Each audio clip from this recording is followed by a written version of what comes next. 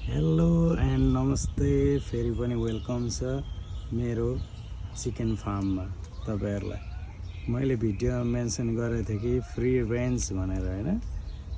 म टाइममा कुखुराहरूलाई म छोडिदिन्छु किनकि म चाहन्न कि तिनीहरूले हुन्छ नि अरु कुनै एनिमलहरूले उनीहरूलाई एट्याक गरोस् भनेर हैन।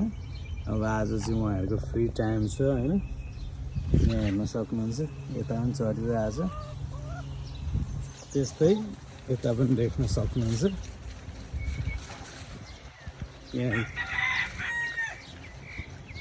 यहाँ पनि खेलिरहेछ। भन्दा त तँ कतिको फ्री छस्?